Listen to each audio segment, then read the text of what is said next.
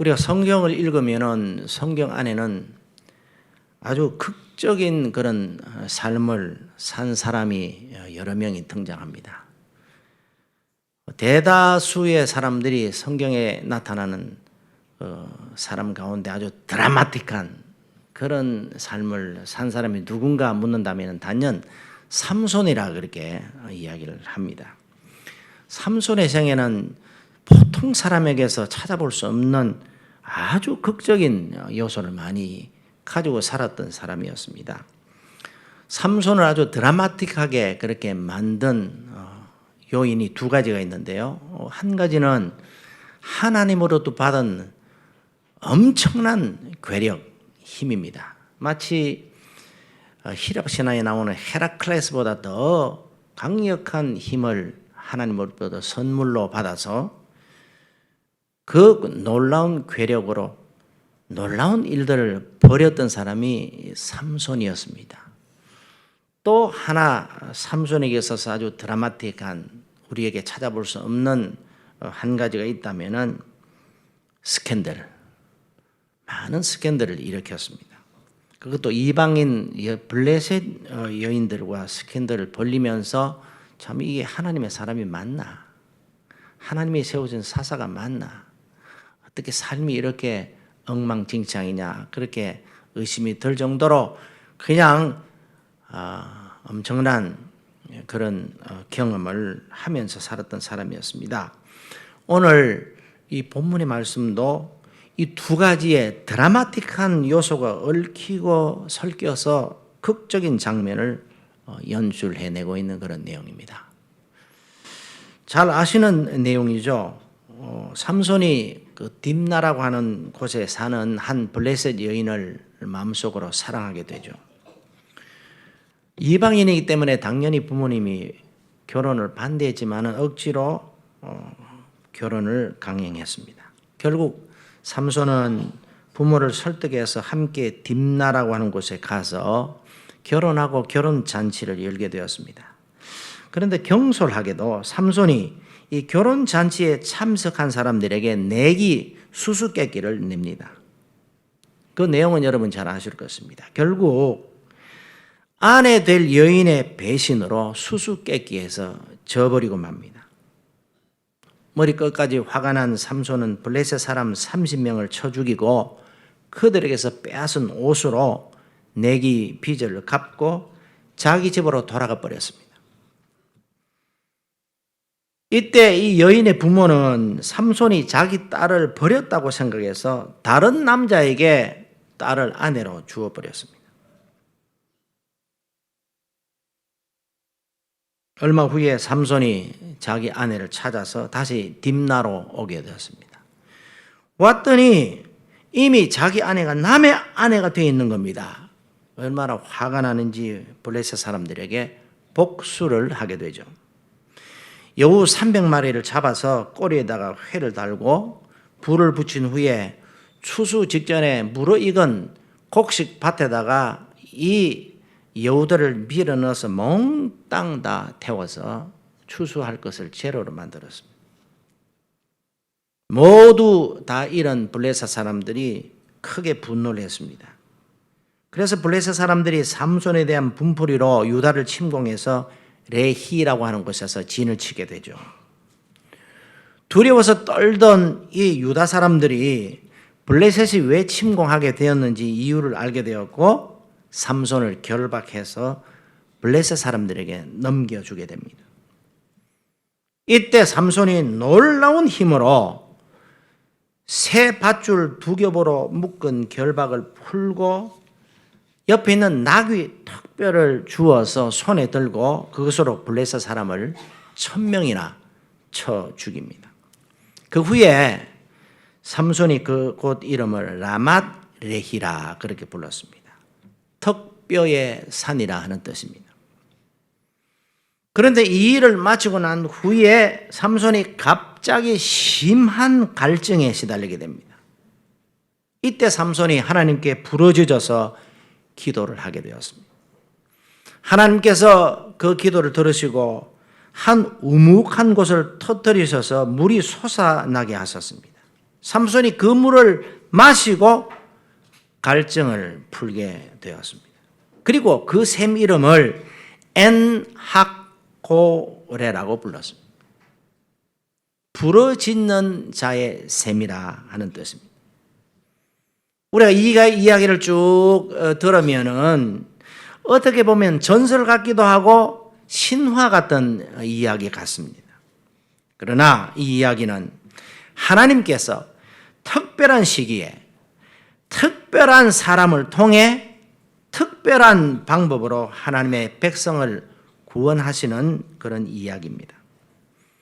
사실 우리는 이런 이야기는 우리 같은 평범한 그리스도인들에게 있어서는 일어나지도 않고 또 일어날 수도 없는 그런 일이죠.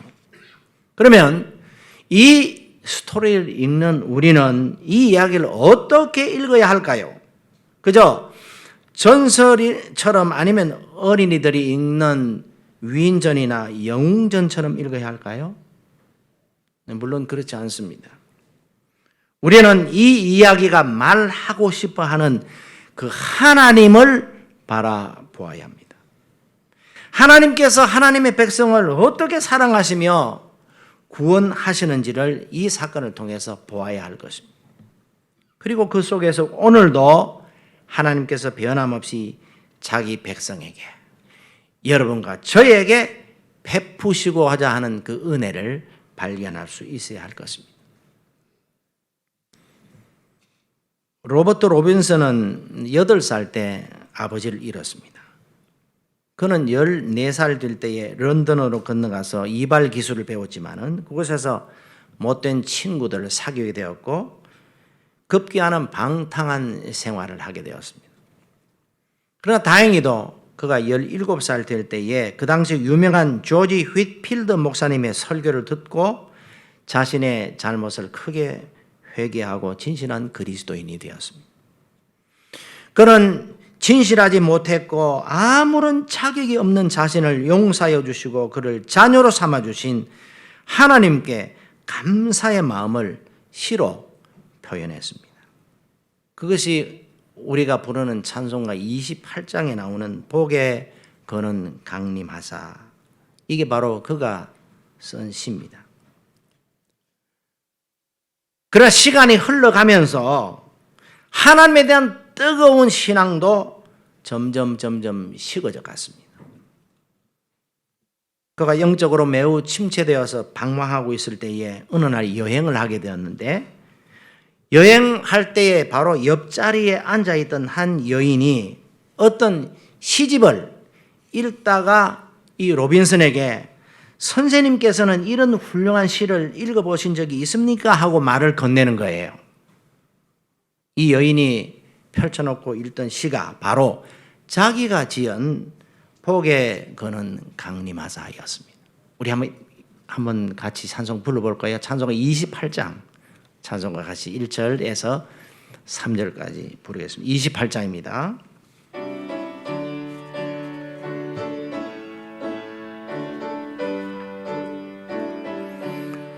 복의 근원 강림하사 찬송하게 하소서. 한량없이 자비하심 중량할 길 없도다. 천사들의 찬송가를 내게 가르치소서. 구속하신 그 사랑을 항상 찬송합니다.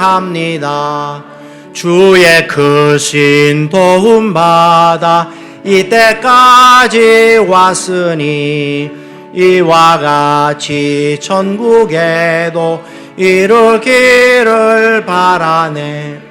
하나님의 품을 떠나 죄에 빠진 우리를 예수 구원하시려고 보혈을 흘려주셨네. 주의 귀한 은혜 받고 일생 빚진 자 되네. 주의 은혜 사슬 되사 나를 주께 매소서. 우리 마음은 연약하여 범죄하게 세우네 하나님이 받으시고 천국인을 지소서. 아멘.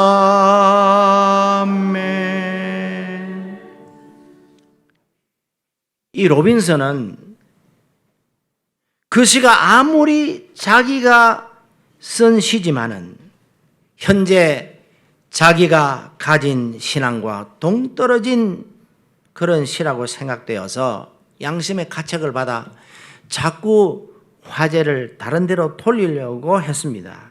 그러나 그 여인은 끈질기게도 그 시에 대해서만 계속 이야기하는 겁니다. 그 여인은 자기의 믿음이 흔들릴 때마다 이 시를 읽으면서 마음의 평화와 안정을 얻었다고 간증하면서 한 번 더 그 시를 로빈슨에게 읽어주는 거예요. 꼼짝없이 어디 도망도 가지 못하고 읽어주는 시를 또 들을 수밖에 없었습니다. 그러나 그 시를 들으면서 마음속 깊은 곳에서 뜨거운 눈물이 솟아오르기 시작했습니다. 그리고 잃어버린 첫 믿음을 생각하게 되었고 마음속에서 솟아오르는 감격을 억누를 길이 없어서 눈물을 줄줄 흘렸습니다. 바로 이 사건이 계기가 되어서 그는 하나님께 재헌신했고 신학교를 가게 되었고 그 유명한 캠브리지 대학의 담임 목사가 되었습니다. 이 찬송가 28장 가사는 작사된 지 260년도 더 됐지만은 오늘도 우리에게 큰 감동을 주고 있습니다. 사랑하는 성도 여러분, 우리의 믿음은 기복이 많아서 올라갈 때도 있지만은 자주 식어지기도 합니다. 그러나 하나님의 사랑은 여전하여 우리의 식어진 믿음을 다시 불붙여 주시려고 지금도 성령으로 역사하고 계신 줄 믿으시길 바랍니다. 이 로빈슨 목사님뿐 아니라 한때 뜨거운 믿음으로 능력 있게 사역을 잘 감당했던 사역자들도 오늘 본문의 삼손과 같이 때로는 깊은 신앙의 침체를 경험하게 됩니다. 모든 사람은 살아가면서 종종 슬럼프에 빠집니다. 슬럼프의 상태를 우리말로 탈진이라 그렇게 말하고 영어로는 burnout이라 그렇게 말합니다. burnout이라고 하는 말을 사전에 찾아보니까 이렇게 되어 있더라고요.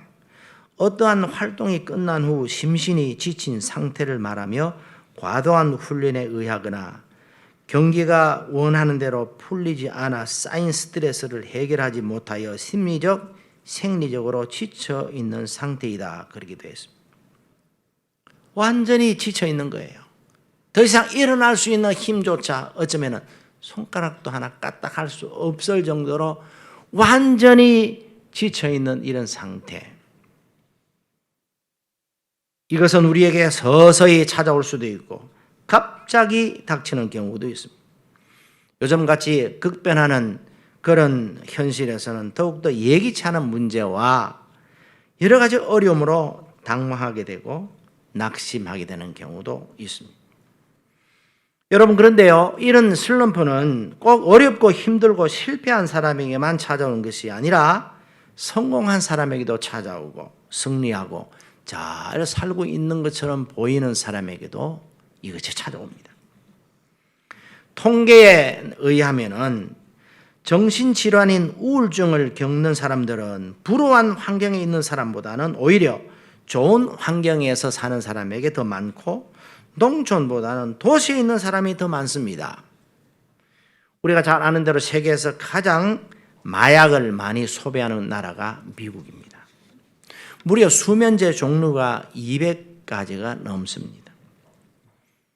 뉴스위크지 보도에 따르면 미국 사람은 1년에 800만 명 이상이 우울증으로 의사나 목사에게 상담을 받는다고 합니다. 자살을 예찬했던 스토익 철학 사상은 산골이나 농촌 혹은 불우한 환경에서 태어난 사상이 아니라 당시 최고의 도시요 최고의 지성인들이 살던 로마에서 태어났다는 사실을 아십니까? 인생의 슬럼프는 누구에게나 찾아오고 지금 설교하고 있는 저에게도 옵니다. 오늘 본문은 삼손에 대한 말씀입니다. 삼손은 정말 위대한 하나님의 사사였습니다. 그는 남다른 힘을 하나님으로부터 선물 받아서 맨손으로 블레셋 적군 1000명을 간단하게 쳐 죽이고 이스라엘을 구원했던 사사였습니다. 오늘 본문의 내용은 삼손이 블레셋과의 싸움에서 대승리를 거둔 후에 갑자기 찾아온 슬럼프에 대해서 우리에게 설명하고 있습니다.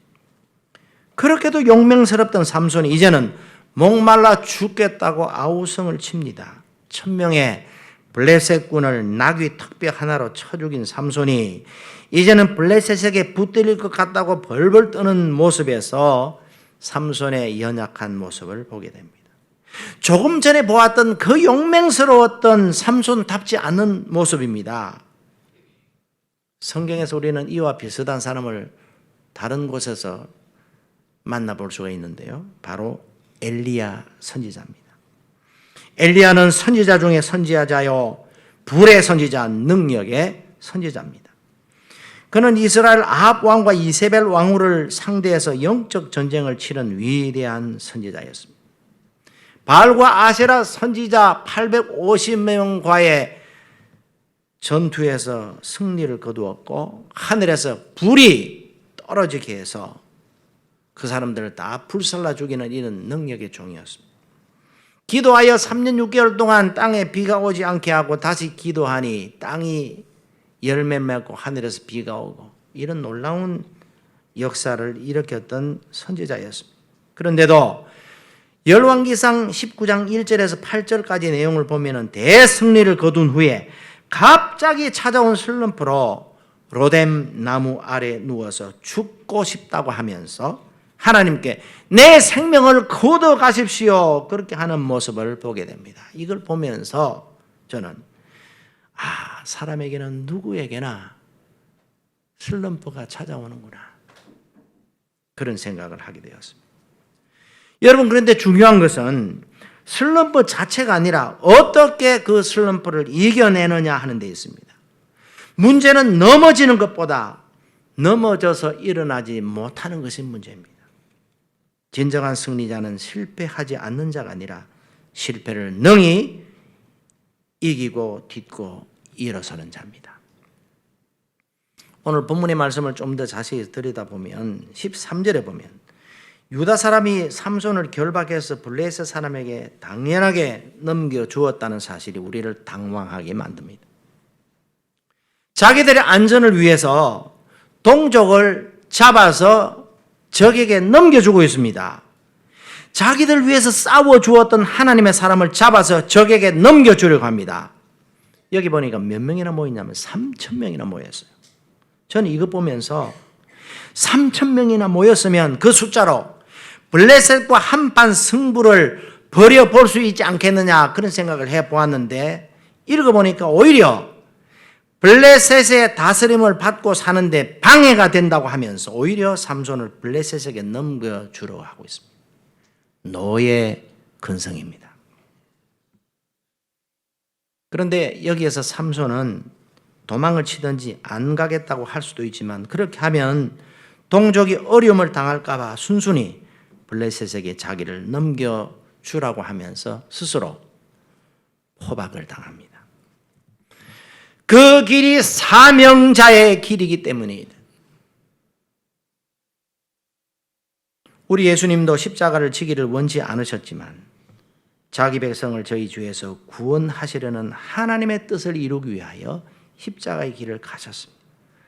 마태복음 26장 39절을 보면 조금 나가서 얼굴을 땅에 대시고 엎드려 기도하여 이르시되 내 아버지여 만일 할만하시거든 이 잔을 내게서 지나가게 하옵소서. 그러나 나의 원대로 마옵시고 아버지의 원대로 하옵소서. 그렇게 예수님도 기도하셨습니다. 중요한 것은 내 뜻이 이루어지는 것이 아니고 하나님의 뜻이 이루어지는 겁니다. 할렐루야.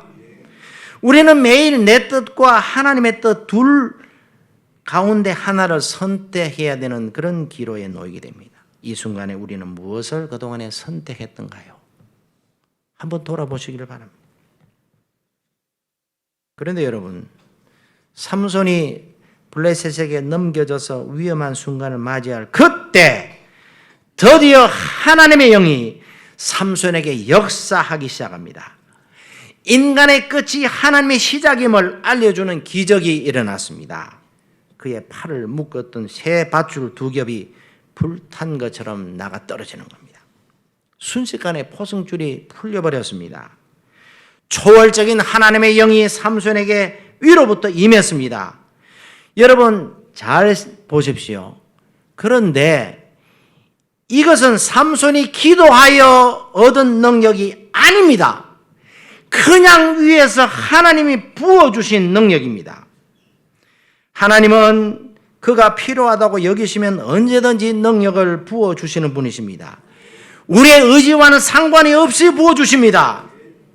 우리는 이런 은혜를 받은 자입니다. 우리가 하나님을 찾기 전에 그가 우리를 먼저 찾아오셨고 우리를 하나님의 자녀로 삼아 주셨습니다. 할렐루야.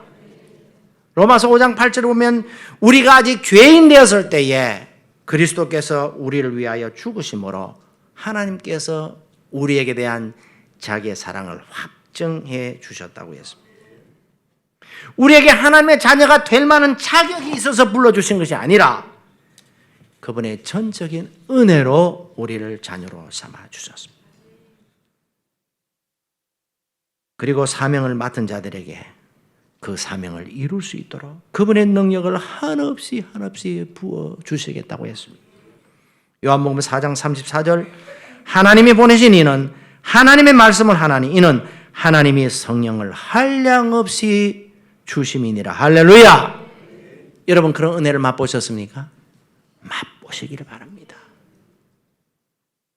준비된 자에게 하나님이 어느 날 능력을 강권적으로 부어주시는 이런 은혜 여러분 모두에게 있으리를 주의 이름으로 축원합니다.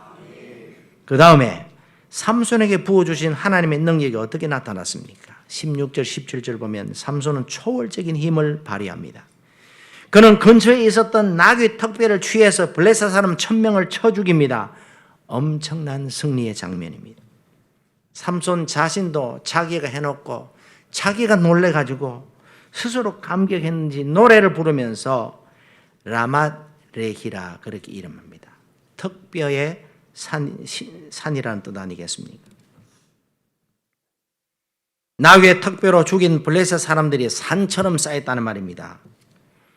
우리는 이 장면에서 역설적인 내용을 발견할 수 있습니다. 삼손이 취한 나귀의 턱뼈를 성경에서는 새 턱뼈라 그렇게 이름을 붙였습니다. 새 턱뼈라는 말은 죽은 지 얼마 안 되는 나귀의 시체에서 취한 뼈라는 말입니다. 아마 모르긴 해도 거기에 뭐 뼈에 살이 좀 붙었는지 새 뼈니까 죽은 지 얼마 안 되는 거기서 그냥 했다는 것은 틀림없이 낙이 죽은 시체를 만졌을 거 아닙니까? 여러분 잘 아시죠? 삼손이 누굽니까? 나실인, 구별된 자. 나실인은 독주를 마시면 안 되고 절대로 시체에게 가까이 하거나 만지면 안 되는 겁니다. 무기로 집어든 나귀 턱뼈는 전쟁에서 중요한 도구로 사용될 수 있었을지 모르지만은 나실인으로서 시체를 만져서는 안 된다고 하는 하나님의 명령을 어기고 죽은 나귀에서 턱뼈를 취해서 1000번이나 넘게 휘둘렀다는 얘기 아니겠습니까? 물론 하나님의 영에 감동되어서 한 일이지만은 그가 나실인으로서 하지 말아야 할 것을 했다는 것 속에 비록 승리는 했지만은 뭔가 찜찜합니다. 승리의 이면에 나타난 나실인으로서 실패와 수치가 있는 것 같지 않습니까? 우리의 삶을 돌아보면 우리의 삶 가운데서도 겉으로는 승리했지만 그 이면에는 실패한 행동과 생각이 혹시 없습니까? 그런데도 우리는 오히려 그것을 자랑 삼아서 라맛 레히라고 부르지 않습니까? 사랑하는 여러분, 우리는 언제나 하나님 앞에서 겸손해야 될 줄 믿습니다. 쓰임 받을 수 있음에 감사하고 우리는 아무 공로 없으나 하나님의 은혜와 긍휼하심으로 여기까지 왔습니다. 하면서 순간순간 고백하면서 겸손하게 살아가야 할 것입니다.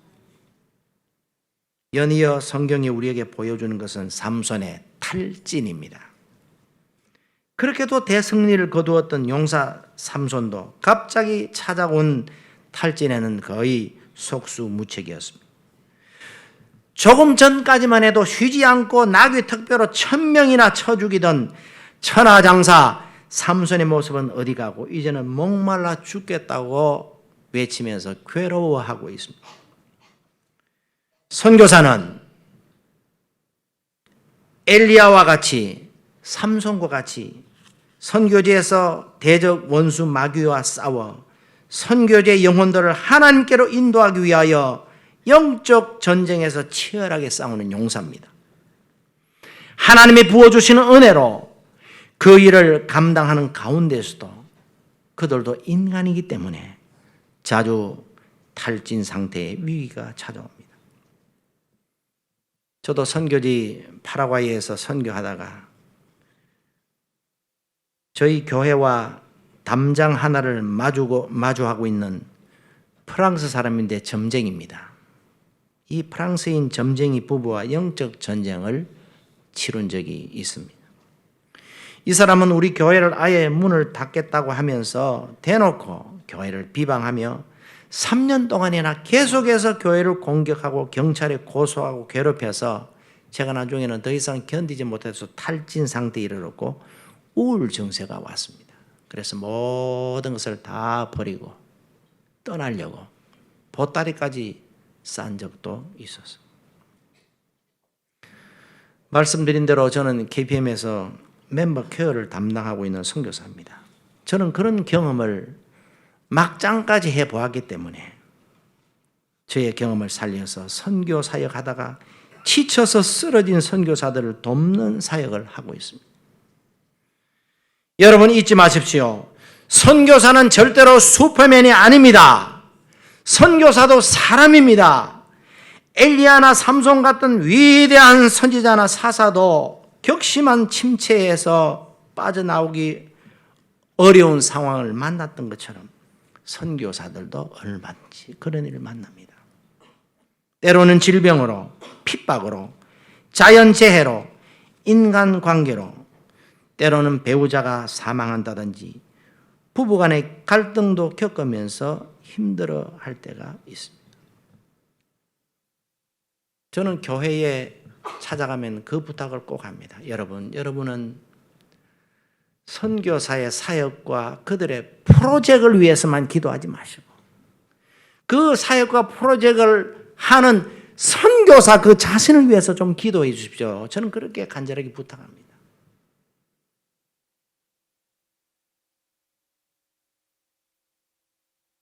선교사의 아픔과 고통과 그들의 힘든 그 상태를 기억하면서 그 선교사가 건강하게 영적으로, 육체적으로, 심리적으로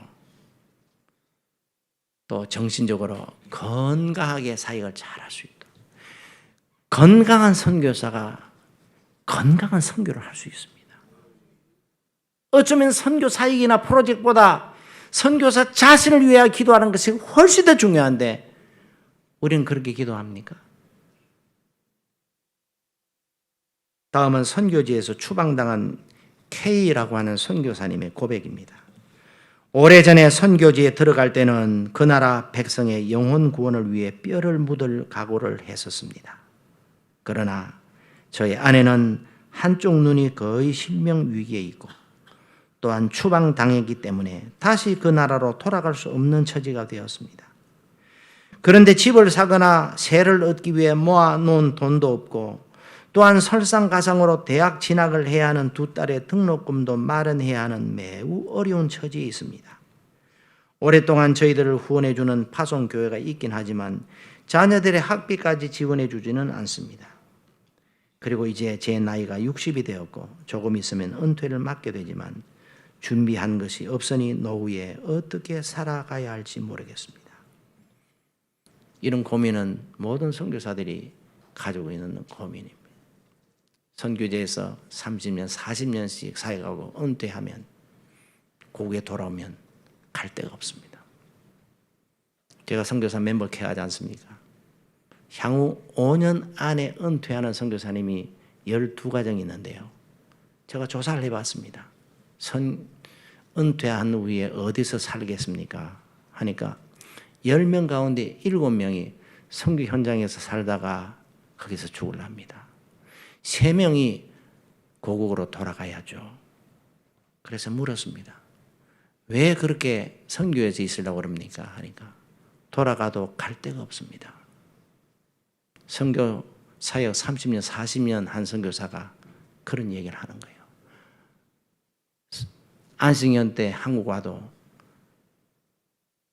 친척 집으로 1달, 2달 돌아다니다가 도저히 더 이상 갈 데가 없어서 자기 안식년을 땡겨서 아직 안식년이 많이 남았는데 가야 되겠습니다.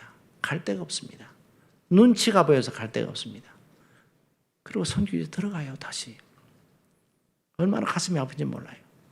그래서 저희들이 선교관을 많이 확보하려고 애를 쓰는 이유가 그분들이 안식년 기간 동안에는 만도 고국에서 편히 쉬고 안식하고 충전하고 그래서 힘있게 사역 감당할 수 있도록 그렇게 하려고 하는 겁니다.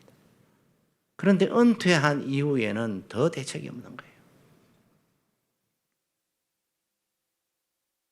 어떻게 이분들을 도울 수 있겠습니까? 어떻게 하면 이분들이 아무 걱정 없이 사역에만 몰두하는 선교사가 되게 할 수 있을까요? 이 일에 성도와 교회의 참여가 필요합니다.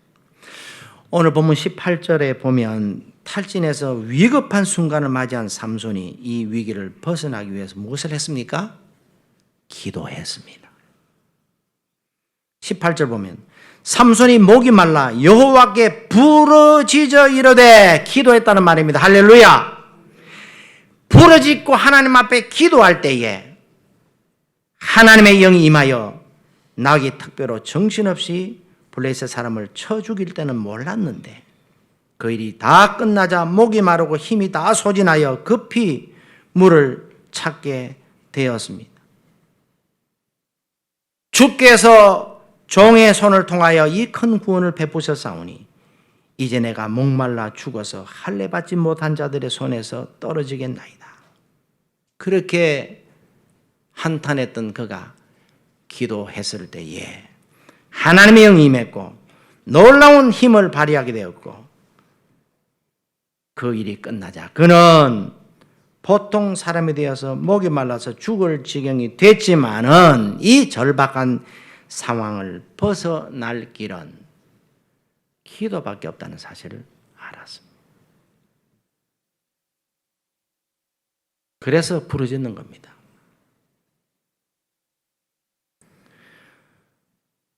하나님께서 그 기도를 들으셨습니다. 그리고 그에게 필요한 물을 흡족하게 공급하셔서 삼손을 살려주셨습니다. 19절을 보면 하나님이 레히에서 한 우묵한 곳을 터뜨리시니 거기서 물이 솟아나는지라 삼손이 그것을 마시고 정신이 회복되어 소생하니 그러므로 그 샘 이름을 엔학고레라 불렀으며 그 샘이 오늘까지 레히에 있더라. 삼손이 회복되어서 그 이름을 엔학고레라 불렀습니다. 여러분 가지신 성경책 제일 밑에 부분을 쭉 보십시오. 밑에 보면 엔학고레 뜻이 뭐라 나와 있습니까? 부르짖는 자의 샘, 기도의 응답입니다. 블레셋 사람들을 죽이고 난 후 삼손은 내가 1000명을 죽였도다 그렇게 자랑했습니다. 이 말은 골리앗을 물리친 다윗을 향해서 사람들이 부른 노래를 생각나게 만듭니다. 사무엘상 18장 7절을 보면 여인들이 뛰놀며 노래하며 이르되 사울이 죽인 자는 천천히요 다윗은 만만히로다 그랬잖아요. 오늘 여기 삼손의 고백 속에서 그 어느 것도 하나님께 대한 감사가 없다는 점을 저는 발견했습니다.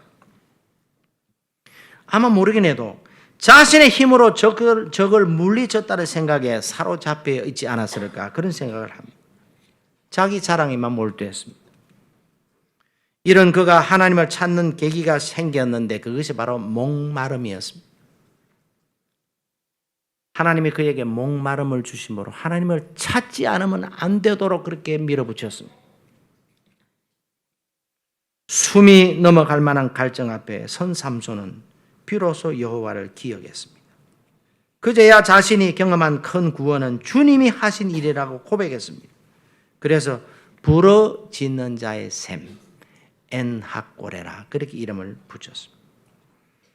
우리가 하나님을 기억하고 하나님이 하신 일을 감사하면서 부러지질 때 그곳이 바로 생명샘이 터지는 곳이 될 줄 믿습니다. 기도하는 자에게 주시는 하나님의 응답이요, 선물이 목마른 사람에게 주시는 셈입니다.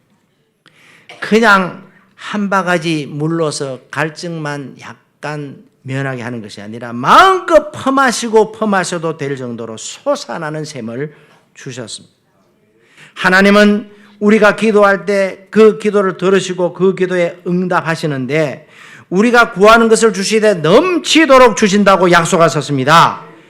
누가복음 11장 13절 너희가 악할지라도 좋은 것을 자신에게 줄 줄 알거든 하물며 너희 하늘 아버지께서 구하는 자에게 성령을 주시지 않겠느냐.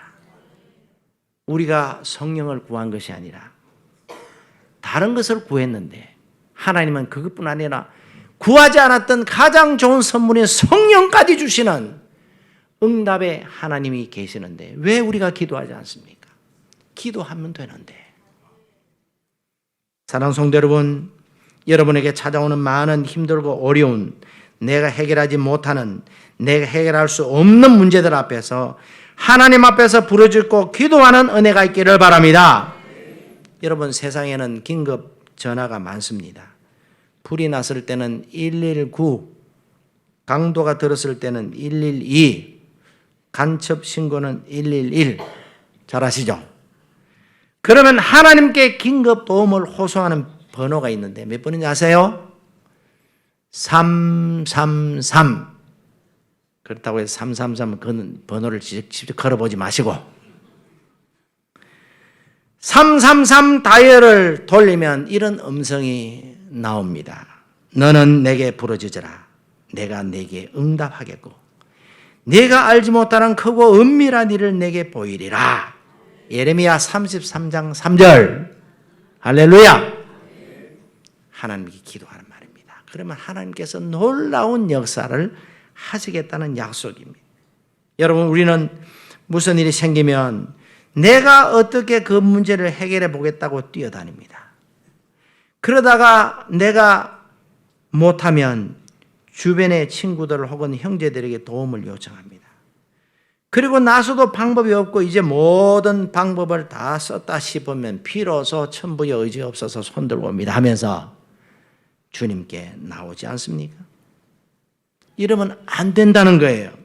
하나님이 도와주셔야 될 줄 믿습니다. 그래서 격언에 내가 일하면 나 혼자 일하는 것이지만 내가 기도하면 하나님이 일하신다 하는 말이 있습니다. 할렐루야. 삼손이 어떻게 자기가 샘을 팔 수 있겠습니까? 없는 물을 어떻게 만들어내겠습니까? 그런데 부러지졌더니 하나님께서 도와주셨습니다. 살 길을 주셨습니다.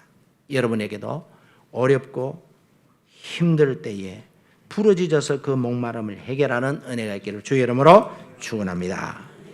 말씀을 맺겠습니다. 사랑하는 여러분, 하나님께서 우리에게 주시는 은혜는 두 가지라고 여러분에게 말씀드렸습니다. 하나는 내가 구하지도 않았는데 내 의지와 상관없이 하나님 편에서 주시는 은혜입니다. 삼손은 하나님께 구하지도 않았는데 위로부터 하나님의 영이 임하여 놀라운 힘으로 블레셋 사람들을 나귀 턱뼈 하나로 1000명이나 쳐 죽였습니다. 하나님과 동행하는 삶을 사는 사람에게 하나님은 그의 사역을 위하여 한량없이 성령을 부어주셔서 능력 있게 그 삶을, 그 사역을 감당할 수 있도록 하십니다. 다른 하나는 구할 때 주시는 하나님의 은혜입니다. 하나님은 우리에게 무엇이 필요한지 잘 아십니다. 그럼에도 불구하고 우리가 기도할 때 그 필요한 것을 하나님이 주십니다. 그래서 항상 하나님만 의지하도록 만드십니다. 삼손은 하나님의 부어주시는 힘으로 하나님의 원수 블레셋 사람들을 물리쳤지만 그 찾아온 극심한 목마름은 이기지 못했습니다. 그래서 목마름을 극복하기 위해서 기도했지 않습니까? 물을 달라고 하나님 앞에 구했지 않습니까? 그랬더니 부르짖는 자의 응답으로 샘을 허락해 주셨습니다. 여러분, 우리가 구하지도 않았는데 하나님께서 그의 능력을 부어주시기를 기뻐하신다면 우리가 구하면 얼마나 더 기뻐하시면서 그 기도를 들어주실까요? 우리의 주변을 돌아볼 때에 지금이 기도해야 될 때가 아닙니까? 오늘 우리는 두 가지를 생각해 보았습니다. 라맛 레히와 엔학고레. 이 두 가지가 삼손에게 있어서 중요한 인생의 경험이라고 생각하신다면 여러분과 저에게도 마찬가지입니다. 우리의 인생에서 라맛 레히의 은혜를 입었을 때 우리는 겸손하게 하나님께서 하셨습니다. 그런 고백을 할 수 있어야 합니다. 동시에 그 이면에는 성공을 위하여 혹시 잘못된 방법을 사용하지 않았는지, 혹시 내가 그것 가지고 교만하지 않았는지 돌아봐야 할 것입니다. 우리는 차라리 라맛 레히의 기적을 기대하기보다는 엔학고레의 은혜를 구해야 될 줄 믿습니다. 이 시간 다 같이 한번 기도합시다. 하나님, 엔학고레의 은혜를 주옵소서. 부르짖는 자에게 하나님이 샘을 허락하셔서 갈증을 해결했던 그 삼손처럼 오늘 우리도 갈증에 목이 말라서 하나님 앞에 부르짖습니다. 하나님, 이런 문제가 있습니다. 이런 병이 있습니다. 이런 필요가 있습니다. 하나님 들어주옵소서, 응답하여 주옵소서. 간절히 기도할 때에 하나님께서 그 기도를 들어주실 줄 믿습니다. 간절히 하나님 앞에 라맛 레히의 은혜보다 하나님께서 우리에게 엔학골의 은혜를 주옵소서. 그렇게 다 같이 기도하십시다.